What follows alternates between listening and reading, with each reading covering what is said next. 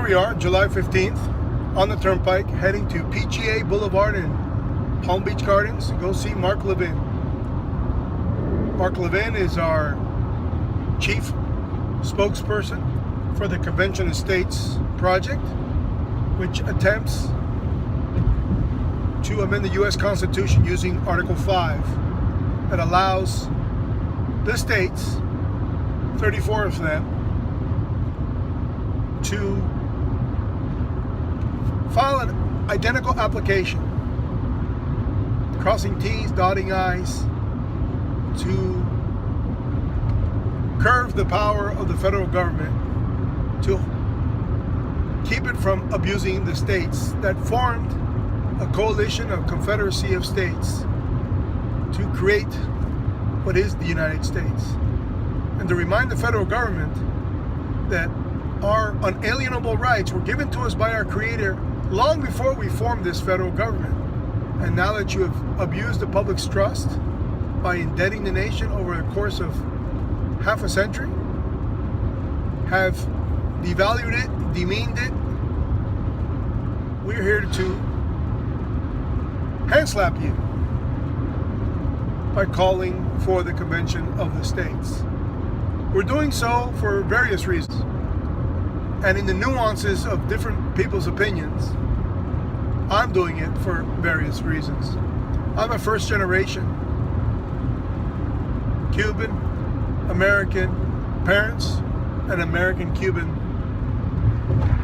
born naturalized,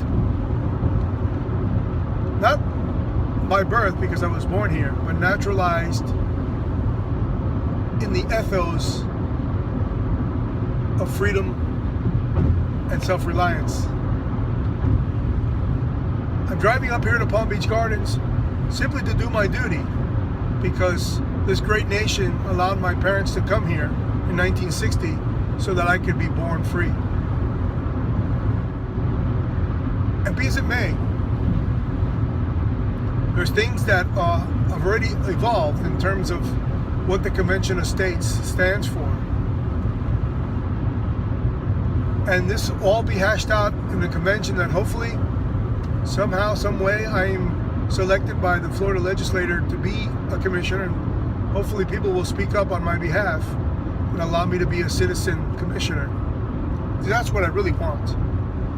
I've attended 2 simulations to show people that I have ideas that I bring forth in writing in a book that I wrote called The Fiscals, where I express my desire to not see a balanced budget amendment to the U.S. Constitution, because I believe it's a constitutional mandate to raise taxes to unforeseen levels to balance the budget. And no court in the land will stop Congress from raising taxes to 65, 70%, like we saw post-World War II, to balance the budget. I'm also against term limits.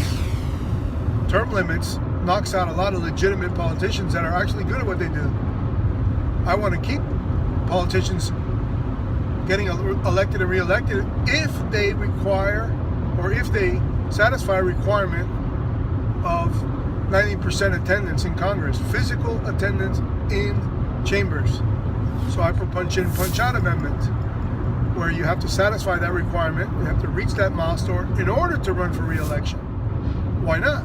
Why? Because in Florida, when I fired a parent trigger letter, the first ever in Florida, direct ballot, the law was incredibly flawed when written. It took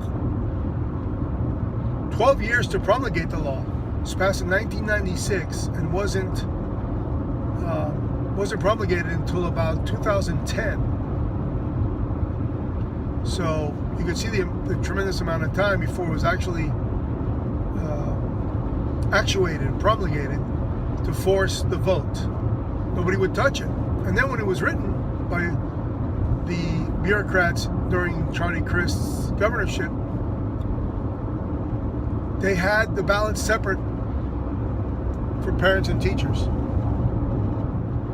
Completely un-American law. When I go up to Tallahassee to rectify this by just changing the and to or, where the parents who file these trigger letters only have to win one election, not both, because obviously it would give teachers veto power, who are unionized and socialized teachers, fearful of their own image in the mirror. That was the case. I lost miserably because of that. They intimidated the parents and voted 83-0 with one invalid ballot. When I go up there, nobody knew this law had passed. The people in Tallahassee at the moment were trying to pass in the House and the Senate of the Florida legislature a petition-based parent trigger law.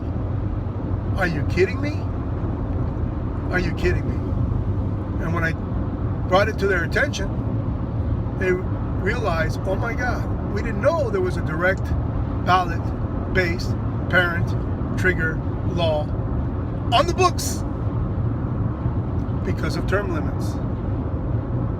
Nobody knew that law was passed, that it just needed to be promulgated. And it was.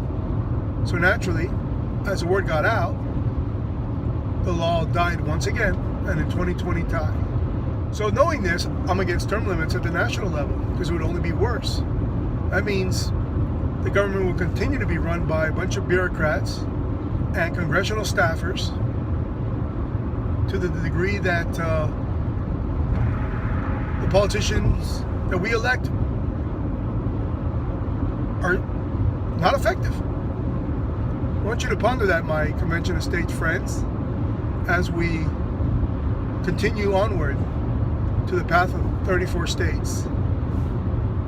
Stay free, my friends. Stay free.